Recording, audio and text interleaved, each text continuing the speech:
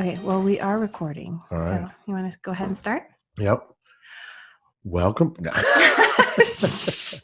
Welcome back, House of Five family. And if you are new here, welcome to our house. This guy is my better half, Curtis, and I am Wendy. And this is the House of Five. So welcome. Welcome. This is one of our Friday bonus episodes, and one of the things that we wanted to talk about today is FI is coming to the mainstream. And so I think that there's lots of questions about what does FIRE mean? What does financial independence mean?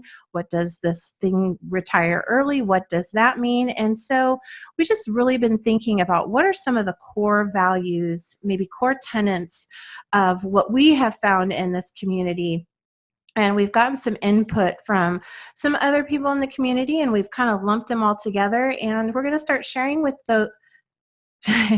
sharing those with you. And for the next few weeks, we're going to be presenting each one of the tenets that we've come up with. I forgot to ask you, babe. How are you? I'm doing fine. You got home really, really late today. Yeah, we had our last practice for the week. Our first game is tomorrow, and it's an hour drive away. Yeah. So I have to drive out right after I get out of class and make the long haul. But this will be our first official varsity game. Awesome. Yes. It's officially football season. It is, folks. definitely.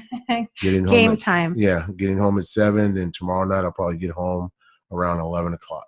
What's going to be super, super exciting is once Mike is actually playing. That'll be a really cool experience since he's now going to the community college and playing. Hopefully he will get to play. Earlier this week, he hurt his hand. He got munched by a bigger guy and hurt his hand. So hopefully it's just a sprain, and that will get better in time for first games to start. Yeah. So this is new to you because I was working on this all day today. So you want to go ahead and start with what are the core tenets that we've come up with? Well, the first one that they came up with was rejection of consumerism. Exactly. Yes. And I think that that's a biggie. Mm-hmm. And under that, there's a whole bunch of other things that kind of fall under that, and we'll go into that in a little bit later in the show. Then the second one is redefining retirement. Yes. So what does retire early mean? Does it mean that you are like not working after a certain age? Are you choosing work? Are you working less? What does all that mean? So we're going to explore exactly what redefining retirement means. And then the next one is tax optimization. That's a biggie. And this was one of the things that I will admit that is completely outside of my base of knowledge before we found this community. Mm-hmm. And since, just learning more about ways to, decrease our taxable income, just optimize some of the tax code, it has been like mind blowing. Yeah.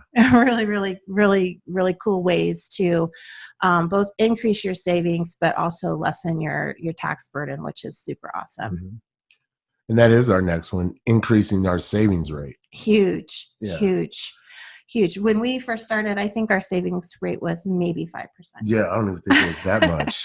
Well, it was whatever the state required you to put away for your teacher pension, and that was it. And so both of our salaries combined, that worked out to be like about 5 to 7%. Which since then it's been increased. I think last year we were at 38%, and then it jumped down just a little bit this year, but we're still at like 29%, which is still way more than the general population, and we'll be increasing that again soon. Yeah, and we're digging to get it up past that point. Exactly. And then the one thing we always talk about is community.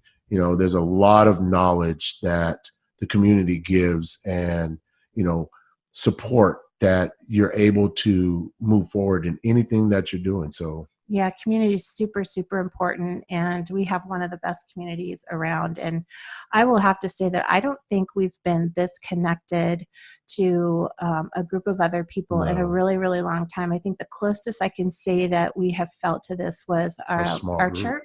Yeah. church. Yeah, Yeah. our small group. Yeah, and we don't really have that now, and so it's No. been really kind of cool to experience that, just connection with other people. It's been really amazing. And then the final tenet is life optimization. So there we're talking about things that just improve our life. Recognizing that there's a time and money trade-off. Taking advantage of certain things like credit cards. So we'll do a dive into that in one of the coming weeks. So I think tonight we'll just kind of maybe just tackle the first one, rejection of consumerism. Yeah. So that's a big thing, embracing frugality, but that doesn't necessarily mean that we are misers. No. I mean, when we're doing it, we try to make it fun, right, and a game. And, anytime like when we're doing our shopping bill, we always try to make it trying to beat ourselves each time, seeing if we can get the same amount of food, but cheaper price. And healthy and good and delicious. Yeah. So, I think people have heard, living on rice and beans. Well, okay, maybe that's true. We do use a lot of beans and rice and stuff to make our meals stretch, but they're delicious. Yeah. I'm learning how to make my homemade refried beans. So there's nothing wrong with that. And my rice, I'm doing Spanish rice. So you've got it down, babe. Yeah. Your rice and your beans are bomb. And, just not keeping up with the Joneses. I think, there is a push to have like the latest car, the latest phone, always buying a new car, and just these misguided beliefs that, I'm always going to have a car payment. So it really doesn't matter. As long as I can afford the car payment, then it's all good. Yeah. And that the community and this movement kind of really just rejects that. And,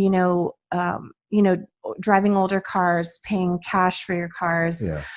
Some of the other things are, just elimination of expenses in general. So, cutting your cable, reducing your housing expenses, groceries, dining out, those sorts of things. And then the biggie, I think, that falls under this category is...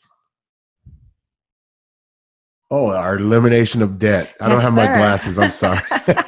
It's elimination of your debt. Babe, that's like 14 font. So I know. You should be able to read No, I just got out of practice. Practice affects your eyeballs. Yeah, it does, actually. Elimination of your debt, just chipping away at it as much as you can with any extra money that you have or any type of money that's coming in. Because debt is a huge thing, and it affects so many things. It affects your ability to save. It affects your ability to cut expenses. It also takes its emotional toll. And whenever you're able to reduce your debt, you're just given so many other choices of what you can do with your money and make it go a lot farther. So those are some of the core things. Do you think I missed anything? No, I think that covers it. All right. Well, we surely welcome any other input that you might have that you think might fit under the main category of rejecting consumerism. I think one of the things we didn't really mention was minimalism. And not that everybody embraces minimalism or some of the frugality, but this this mindset certainly lends itself to minimalism. And I think that we've done a lot of purging. We got a lot more to do, though. Yeah, we got a long ways to go. But, it's getting on that track. And again, going back and having that mindset of what you want to do, what's the end game? Right. Where do you want to be at? Because I think we thought up our 3 F's. We said family, fun, and then our finances. So we always want to make all those fit into those 3 F's in our category. Exactly. All right, everyone. Well, we certainly appreciate you tuning in to this special Friday bonus episode. Be sure to reach out to us on our Facebook group. We would love to have you join and continue this conversation there. What else? Don't forget, we have our 7-day Shut Up and Budget course. Right. Our 7-day Shut Up and Budget workbook, which is very compatible with our 7-Step Money Foundations course, which you can find on our website and sign up for free. It just really helps you lay the groundwork, especially if you're new to this community. It will kind of give you a baseline for, looking at where you are and creating a path to get to where you want to be.